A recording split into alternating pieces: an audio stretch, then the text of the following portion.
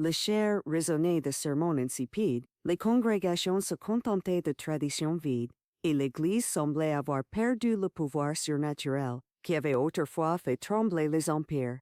Le monde réclamait des réponses, mais ne trouvait que des rituels. Il fallait que quelqu'un rompe les chaînes de la religiosité morte et ramène le feu du ciel sur terre.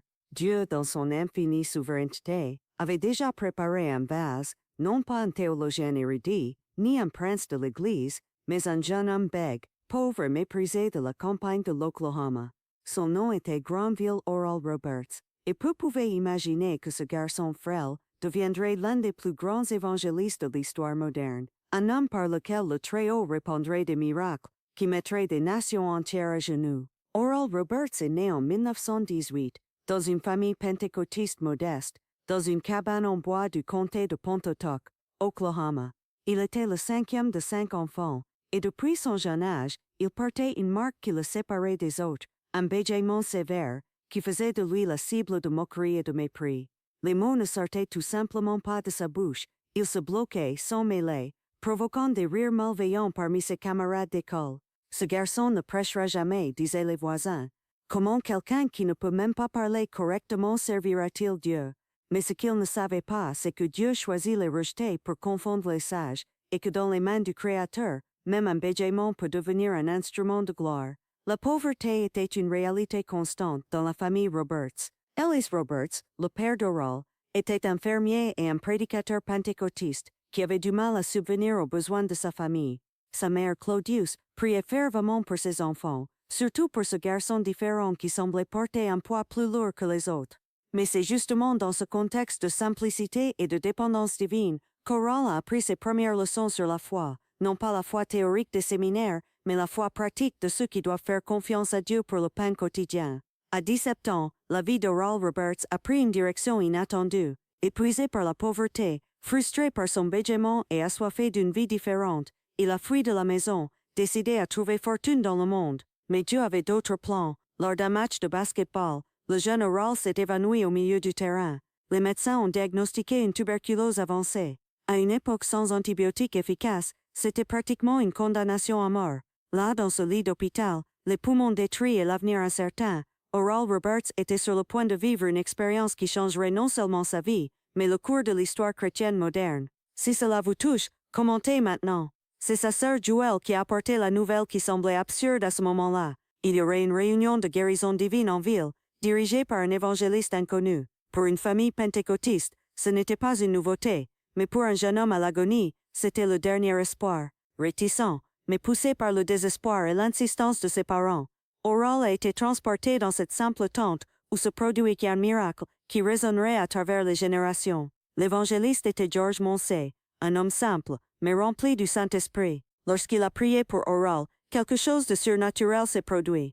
Non seulement la guérison physique, mais une rencontre si profonde avec la puissance de Dieu que le jeune homme a senti comme si le ciel lui-même était descendu sur lui. « Mon fils » a dit l'évangéliste avec une autorité prophétique, « Dieu va te guérir, et tu porteras sa guérison aux extrémités de la terre. » À cet instant, une vague de feu a parcouru le corps frêle d'Oral Roberts. La tuberculose a disparu instantanément, mais bien plus encore s'est produit. Le bégaiement qui l'avait tourmenté toute sa vie s'est dissipé comme de la glace au soleil. Pour la première fois de sa vie, les mots coulaient de sa bouche comme un fleuve cristallin. Mais ce n'étaient pas des mots ordinaires, c'étaient des mots ouins, chargés d'une autorité céleste qui ferait trembler les démons et réveiller les morts spirituels. Ce soir-là, à 17 ans, Oral Roberts n'a pas seulement été guéri, il a été appelé. Dieu avait posé sa main sur ce jeune homme et l'avait marqué pour une mission qui remettrait en question toute la structure religieuse de son époque. C'était comme si le Seigneur avait murmuré à son oreille, « Je t'ai choisi avant la fondation du monde pour démontrer que ma puissance est toujours la même que celle de la Pentecôte. Par toi je ferai l'impossible. Si vous désirez ce feu, écrivez « Je le veux » et priez sincèrement maintenant. » Dans les années qui ont suivi, Oral s'est plongé dans les Écritures avec une faim insatiable. Il n'étudiait pas seulement la théologie, il était façonné par le Saint-Esprit lui-même. Il a épousé Evelyn Lutman en 1938, une femme de foi extraordinaire qui deviendrait sa compagne inséparable dans le ministère. Ensemble, ils ont commencé à pasteuriser de petites églises pentecôtistes dans la campagne de l'Oklahoma, où Oral développait son don de prédication et de prière pour les malades. Mais il y avait quelque chose de différent chez lui, une onction palpable que les gens ressentaient même avant qu'il n'ouvre la bouche pour parler. Il était impossible d'être en présence d'Oral Roberts et de rester le même. Où qu'il aille, le surnaturel l'accompagnait comme un nuage de gloire. Dans de simples réunions d'église, des gens commençaient à être guéris simplement pour se trouver dans le même environnement que lui. Les aveugles retrouvaient la vue, les sourds pouvaient entendre de nouveau, les paralytiques se levaient de leurs fauteuils roulants. Mais le plus impressionnant n'était pas les miracles physiques, c'était l'atmosphère de sainteté qui l'entourait, amenant les pécheurs à tomber à genoux en repentance sans qu'aucun mot ne soit prêché. Un récit inspirant, l'histoire d'Oral Roberts. Un des témoignages les plus marquants de cette période eut lieu dans une petite église d'Oneida, Oklahoma. Oral avait été invité à prêcher devant une congrégation ne dépassant pas 50 personnes. Au moment où il entra dans l'édifice avant même de monter à la chaire, une dame âgée paralysée depuis 15 ans se leva simplement de son fauteuil roulant et se mit à marcher. La puissance de Dieu était si concentrée en cet homme que sa simple présence déclenchait des miracles. La nouvelle se répandit comme une traînée de poudre, et bientôt des gens affluaient des villes voisines pour voir l'homme qui porte Dieu en lui. En 1947, à 29 ans, Oral Roberts reçut une vision qui changerait à jamais le cours de son ministère. Il était dans sa petite église d'Oneida lorsque pendant un moment de prière intense les cieux s'ouvrirent devant lui. Jésus-Christ apparut dans sa gloire, haut de plus de 1180 mètres, étendant ses mains sur la foule. « Mon fils, dit le Sauveur, je vais oindre tes mains afin que tu pries pour les malades et je les guérirai. Tu porteras ma guérison aux quatre coins de la terre. » C'était une mission directe du trône de Dieu, un ordre céleste qu'il ne pouvait ignorer. Partager ce message avec quelqu'un qui a besoin d'être réveillé. À partir de ce moment, Oral Roberts abandonna le pastorat traditionnel et se lança dans un ministère itinérant qui allait bouleverser le monde chrétien. Il fit construire d'immenses tentes, capables d'accueillir des milliers de personnes, et commença à organiser des croisades de guérison divine à travers tout le territoire américain. Mais ce n'étaient pas des réunions ordinaires, c'étaient des manifestations explosives de la puissance surnaturelle de Dieu qui laissaient des foules entières prosternées devant la majesté divine. La première grande croisade eut lieu en 1948, sous une tente pouvant accueillir 3000 personnes à Enid. Dès le premier jour, d'immenses files d'attente se formèrent à l'extérieur, avec des gens venus d'États lointains en quête d'un miracle. Et des milliers de miracles se produisirent. Oral avait développé une sensibilité surnaturelle pour discerner les maladies par ce qu'il appelait la parole de connaissance. Il regardait une personne dans la foule et sans jamais l'avoir vue auparavant, décrivait exactement quelle était sa maladie, depuis combien de temps elle la souffrait, et même des détails intimes de sa vie spirituelle. « Vous, madame en robe bleue au 5e rang, disait-il en désignant une personne spécifique dans la foule, il y a 3 ans vous avez eu un cancer de l'estomac et les médecins ont dit qu'il n'y avait plus d'espoir. Mais Jésus est venu ici aujourd'hui pour vous guérir complètement. » La femme fondait en larmes, confirmant chaque mot. Puis Oral étendait ses mains vers elle et priait avec autorité. « Au nom de Jésus, j'ordonne que ce cancer soit détruit maintenant. » Instantanément, la douleur disparaissait, et des examens ultérieurs confirmaient la guérison complète. Ces manifestations de la puissance de Dieu devinrent si fréquentes et si impressionnantes que des médecins commencèrent à assister aux réunions pour témoigner des miracles. Beaucoup d'entre eux se convertirent en assistant à des guérisons que la médecine considérait comme impossibles. Des cas terminaux de cancer disparaissaient instantanément. Des malformations congénitales étaient corrigées sur le champ. Des maladies mentales étaient guéries par une simple prière. C'était comme si Oral Roberts avait accès directement à l'arsenal surnaturel du ciel. Mais le secret derrière cette onction extraordinaire ne se trouvait pas sous les feux des projecteurs des croisades. Il résidait dans les heures silencieuses qu'Oral passait en prière et en jeûne. Il priait au minimum 6 heures par jour, passant souvent des nuits entières prosternées devant Dieu. Il jeûnait régulièrement pendant des périodes allant jusqu'à 40 jours, cherchant non seulement des miracles mais une intimité toujours plus profonde avec le Père céleste. Le public voit les miracles, disait-il souvent, mais il ne voit pas les larmes versées en secret. C'est dans le lieu secret que Dieu bâtit l'homme public. Ressentez-vous cet appel? Alors ne vous taisez pas, répondez. L'une des caractéristiques les plus marquantes du ministère d'Oral Roberts était son audace prophétique. À une époque où les prédicateurs évitaient les confrontations et cherchaient l'acceptation sociale, Oral proclamait des vérités qui dérangeaient les structures religieuses traditionnelles. Dieu guérit encore aujourd'hui. Criait-il dans les chairs, remettant en question des dénominations entières qui avaient relégué les miracles à l'ère apostolique seulement. Le même Jésus qui a guéri les lépreux en Galilée est ici maintenant, prêt à vous guérir. Ces paroles portaient une conviction si profonde que même les sceptiques les plus acharnés se sentaient confrontés à la réalité de la puissance de Dieu. En 1904, Oral Roberts franchit une étape que peu considéraient comme possible, il porta son ministère à la télévision. L'émission Oral Roberts et vous devint un phénomène, atteignant des millions de foyers à travers le monde. Pour la première fois dans l'histoire, les gens pouvaient assister à des miracles authentiques dans le confort de leur maison. Des milliers de lettres arrivaient relatant des guérisons qui se produisaient simplement par la prière à la télévision. C'était comme si les ondes hertziennes étaient devenues des vecteurs de l'onction divine, transportant la puissance surnaturelle de Dieu jusqu'aux endroits les plus reculés de la planète. L'impact fut tel qu'Oral commença à recevoir des invitations à prêcher dans des pays où l'Évangile était pratiquement inconnu. En 1915, il organisa une croisade historique à Sydney, en Australie, où plus de 350 000 personnes assistèrent aux 10 jours de réunion. Des miracles extraordinaires se produisirent devant toute une nation, et le gouvernement australien fut tellement impressionné qu'il décerna à Oral Roberts la plus haute distinction civile du pays. C'était la première fois qu'un évangéliste américain recevait une telle reconnaissance sur un sol étranger. Mais plus sa renommée grandissait, plus la résistance qu'il rencontrait augmentait. Des leaders religieux traditionnels l'accusaient de charlatanisme, des journalistes essayaient de discréditer les miracles et même certains pentecôtistes le critiquaient pour son approche trop audacieuse. Cet homme va trop loin, disaient les conservateurs. Il apporte le scandale sur le nom du Christ. Oral subissait des attaques de toutes parts, mais il ne vacilla jamais dans sa conviction. « Je préfère être critiqué pour prêcher un Dieu qui guérit, » répondait-il, plutôt qu'être loué pour prêcher un Dieu mort. Dites Amen si vous croyez que ce réveil peut avoir lieu aujourd'hui. Une des histoires les plus impressionnantes du ministère d'Oral Roberts s'est déroulée lors d'une croisade à Birmingham, Alabama. La ville était divisée racialement, et beaucoup de Blancs refusaient de participer à des rassemblements où des Noirs étaient présents. Oral, poussé par une conviction prophétique, déclara qu'il ne ferait aucune distinction de race dans ces réunions. Devant la croix, proclama-t-il, il n'y a ni blanc ni noir, mais seulement des pécheurs ayant besoin de la grâce de Dieu. Cette position lui coûta le soutien de nombreux donateurs blancs, mais il ne recula pas d'un pouce. Le soir de l'ouverture de la croisade, la tente était bondée d'un mélange racial inhabituel pour l'époque.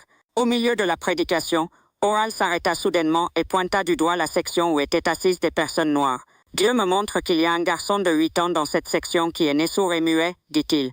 Jésus veut le guérir aujourd'hui. » Une femme noire se leva en pleurant, portant un jeune garçon. Lorsque Oral pria pour lui, le garçon commença à parler et à entendre pour la première fois de sa vie. L'impact fut si grand que blanc et noir pleuraient ensemble, s'embrassaient, reconnaissant que la puissance de Dieu ne fait pas de distinction de couleur. En 1963, poussé par une vision divine, Oral Roberts fonda l'université Oral Roberts à Tulsa, Oklahoma. Ce n'était pas simplement une autre université chrétienne, c'était une institution conçue pour former une nouvelle génération de chrétiens mois, équipés à la fois académiquement et spirituellement pour avoir un impact sur le monde. Dieu m'a dit d'élever des étudiants qui iront là où ma lumière est faible. Ma voix est petite et ma puissance est peu connue, déclara-t-il lors de la cérémonie d'ouverture. L'université devint un monument d'architecture, avec des bâtiments futuristes qui reflétaient la vision prophétique de son fondateur. Mais plus important que la structure physique était l'atmosphère spirituelle qui imprégnait le campus. Les étudiants racontaient des visions, des rêves prophétiques et des expériences surnaturelles qui les préparaient à des ministères extraordinaires. C'était comme si Oral avait créé un environnement où le ciel et la terre se rencontraient naturellement, formant des leaders qui porteraient le feu de Dieu à toutes les nations. Durant les années 1960 et 1970, Oral Roberts continua d'étendre sa vision ministérielle. Il construisit la City of Faith, un complexe médical qui combinait la médecine traditionnelle avec la prière pour la guérison divine. Dieu guérit par l'intermédiaire des médecins et par l'intermédiaire des miracles, expliquait-il. Nous ne devons pas limiter les méthodes de Dieu. Cette approche intégrée scandalisait à la fois les conservateurs religieux et les sceptiques laïcs, mais elle démontrait l'ampleur de la vision prophétique d'Oral. Abonnez-vous et activez la cloche pour recevoir d'autres histoires qui édifient votre foi. Car lorsque vous comprenez ce que Dieu a fait par l'intermédiaire d'hommes ordinaires comme Oral Roberts, votre foi s'enflamme pour croire que l'impossible peut encore arriver aujourd'hui. Chaque histoire, chaque témoignage, chaque récit surnaturel que nous partageons ici, a le pouvoir d'éveiller en vous la même onction que ces hommes de Dieu portaient. Ne manquez aucune de ces révélations qui peuvent complètement transformer votre vie spirituelle. Une des caractéristiques les plus marquantes de la personnalité d'Oral Roberts était son audace à faire des déclarations prophétiques qui défiaient l'impossible. En 1977, à 59 ans, il choqua le monde chrétien en annonçant que Dieu lui avait dit de construire une école de médecine à l'université Oral Roberts. Dieu m'a dit, déclara-t-il avec autorité prophétique, de former des médecins qui combinent l'excellence scientifique avec le pouvoir surnaturel, apportant la guérison physique et spirituelle aux confins de la terre. Pour beaucoup, cela semblait une folie, un évangéliste sans formation médicale voulant former des médecins. Mais Oral avait appris que lorsque Dieu donne un ordre, il fournit aussi les moyens. L'école de médecine fut établie avec des normes d'excellence qui rivalisaient avec les meilleures institutions du pays, mais avec une différence unique, les étudiants étaient formés non seulement pour guérir les corps, mais aussi pour soigner les âmes. Ils apprenaient à prier pour les patients, à discerner les causes spirituelles des maladies et à travailler en partenariat avec le Saint-Esprit. Nos médecins vont aux hôpitaux comme des missionnaires, disait souvent Oral, apportant non seulement des connaissances scientifiques, mais le pouvoir transformateur du Christ. Mais c'est en 1987 qu'Oral Roberts fit la déclaration la plus controversée de toute sa carrière ministérielle. À 69 ans, lors d'une émission télévisée diffusée à l'échelle nationale, il déclara avec une conviction absolue « Dieu m'a dit que si je ne collecte pas 8 millions de dollars d'ici mars, il me ramènera à la maison ». Pour beaucoup, cela ressemblait à du chantage spirituel. Pour d'autres, c'était simplement une autre démonstration de l'audace prophétique qui a toujours caractérisé son ministère. La réaction fut immédiate et féroce. Des critiques de toutes les confessions l'attaquèrent. Les médias laïcs se moquèrent de sa déclaration. Et même des partisans commencèrent à remettre en question sa santé mentale. Mais Oral resta inébranlable. « Je n'ai pas dit cela de ma propre volonté », répondit-il aux critiques. « C'est le Seigneur qui m'a parlé, et je ne peux pas désobéir à la voix de Dieu. » Pendant des mois, des lettres arrivèrent du monde entier, certaines avec des dons, d'autres avec des attaques furieuses. Le dernier jour du délai, le montant fut complété grâce à un don d'un homme d'affaires qui avait été guéri lors d'une de ses croisades des décennies auparavant. Cet épisode, bien que controversé, révélait quelque chose de fondamental sur le caractère d'Oral Roberts. Il préférait être mal compris plutôt que de désobéir à la voix de Dieu. C'était un homme qui avait appris à écouter le ciel même lorsque cela le mettait en conflit avec la terre. « Je me fiche de ce que les hommes pensent de moi », déclara-t-il un jour, « pourvu que j'agrée à mon Père céleste ». Dans les dernières années de son ministère actif, Oral Roberts est devenu une figure paternelle pour une nouvelle génération de prédicateurs qui allaient suivre ses traces dans le ministère de la guérison divine. Des hommes comme Benny Hinn, Kenneth Copeland et Jerry Savelle reconnaissaient publiquement l'influence transformatrice qu'Oral avait eue sur leur ministère. « Il nous a appris que Dieu est le même hier, aujourd'hui et éternellement », témoignait Kenneth Copeland. Oral Roberts a brisé des barrières spirituelles qui nous ont permis à tous de marcher à des niveaux de foi et de puissance supérieurs. Une des dernières grandes déclarations prophétiques d'Oral Roberts a eu lieu en 1995, lors d'une conférence pour pasteurs à Tulsa. À 77 ans, irradiant toujours l'onction qui l'avait accompagné toute sa vie, il se leva et prophétisa. Un réveil de guérison divine arrive, plus grand que tout ce que nous avons déjà vu. Dieu va lever une génération de jeunes, qui feront des miracles encore plus grands que ceux que nous avons vus.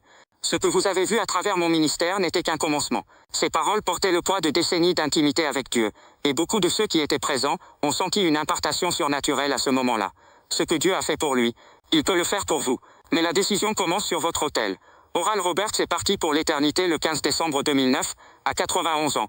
Mais son héritage continue d'impacter des générations. Plus de 2 millions de personnes ont été guéries lors de ces croisades. Des centaines de milliers se sont convertis grâce à son ministère. Et des milliers de leaders chrétiens ont été formés dans son université. Mais les chiffres sont insuffisants pour mesurer le véritable impact d'une vie entièrement dédiée à la gloire de Dieu. Le secret d'Oral Roberts n'était pas dans des techniques ministérielles ou des stratégies de marketing. Il était dans sa disposition à payer le prix nécessaire pour porter la présence de Dieu. Il comprenait que les miracles ne sont pas des événements occasionnels, mais le style de vie naturel de celui qui vit dans l'intimité avec le surnaturel. Le miracle n'est pas que Dieu fasse quelque chose d'extraordinaire, enseignait-il souvent, mais que nous croyons qu'il peut et qu'il le fera.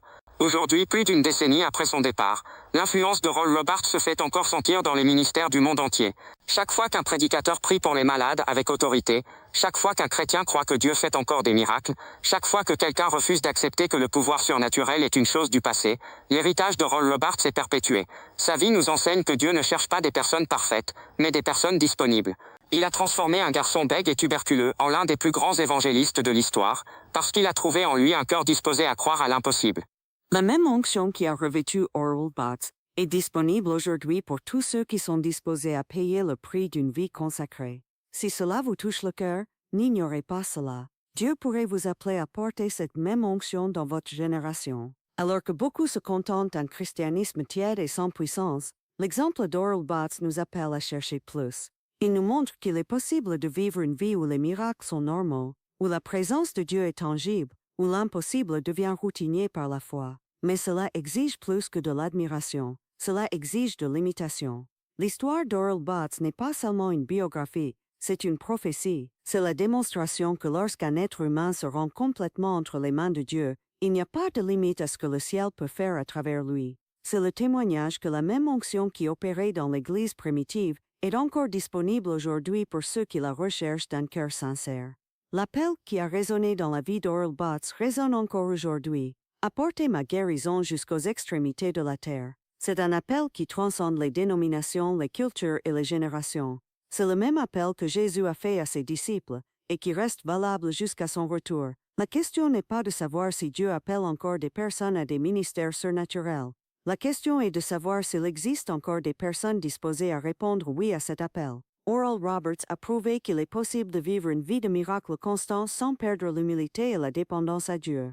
Il a démontré que les prédicateurs peuvent être puissants sans être arrogants, loin sans être manipulateurs, prospères sans être commerciaux. Son ministère a établi un modèle d'intégrité spirituelle qui devrait inspirer tous ceux qui désirent servir Dieu avec excellence. Le feu qui brûlait dans le cœur d'Oral Roberts est toujours allumé. La même onction qui l'a revêtu est encore disponible. Les mêmes miracles qui coulaient à travers ses mains peuvent encore couler à travers les nôtres, mais cela ne se produira pas automatiquement. Cela exige une fin spirituelle, une consécration authentique et l'audace de croire que Dieu veut encore faire l'extraordinaire à travers des vases ordinaires. Dites Amen si vous croyez que Dieu peut utiliser votre vie d'une manière extraordinaire. La vie d'Oral Roberts nous enseigne que peu importe d'où vous venez, quelles sont vos limitations naturelles ou combien de personnes vous sous-estiment, lorsque Dieu pose sa main sur une vie, les miracles deviennent inévitables. Il n'était qu'un garçon bègue d'une famille pauvre, mais il est devenu l'un des hommes les plus influents du XXe siècle, parce qu'il a compris que sa force n'était pas en lui-même, mais en Dieu qui l'avait appelé. Aujourd'hui, pendant que vous lisez ces mots, sachez que le même Dieu qui a transformé Oral Roberts vous regarde. Il ne cherche pas des personnes parfaites, mais des cœurs sincères. Il ne cherche pas les plus talentueux, mais les plus disponibles. Il ne cherche pas les plus préparés académiquement, mais les plus affamés spirituellement. Si votre cœur brûle en lisant cette histoire, ce n'est pas une coïncidence. C'est le Saint-Esprit qui réveille quelque chose de profond en votre âme. C'est Dieu qui vous murmure à l'oreille, « Je peux faire à travers vous ce que j'ai fait à travers lui, et même des choses plus grandes. » La question n'est pas de savoir si vous en êtes capable, aucun de nous ne l'est. La question est de savoir si vous êtes disponible. L'héritage d'Oral Roberts continuera de vivre tant qu'il y aura des personnes prêtes à porter le même feu qu'il a porté, à croire au même miracle auquel il a cru, à payer le même prix qu'il a payé. Son histoire ne parle pas seulement de ce que Dieu a fait dans le passé, elle parle de ce qu'il veut encore faire aujourd'hui à travers ceux qui seront prêts à croire. Partagez ce message avec quelqu'un qui a besoin d'être réveillé au mouvement surnaturel de Dieu. Que la vie extraordinaire d'Oral Roberts soit plus qu'une inspiration, qu'elle soit une impulsion. Que sa foi inébranlable réveille la foi dans nos cœurs. Que son audace prophétique nous encourage à parler et à agir au nom du Dieu de l'impossible. Que son amour pour les perdus et les malades enflamme nos cœurs de la même passion. Le monde a encore besoin d'hommes et de femmes loin de la puissance surnaturelle de Dieu. L'Église a encore besoin de prédicateurs qui croient aux miracles authentiques. Les nations ont encore besoin d'entendre que Jésus continue de guérir, de sauver et de transformer des vies. Le même esprit qui a oint Oral Roberts est disponible aujourd'hui, attendant de trouver des vases prêts à être utilisés pour la gloire de Dieu. Votre histoire peut commencer aujourd'hui. Votre onction peut être activée maintenant.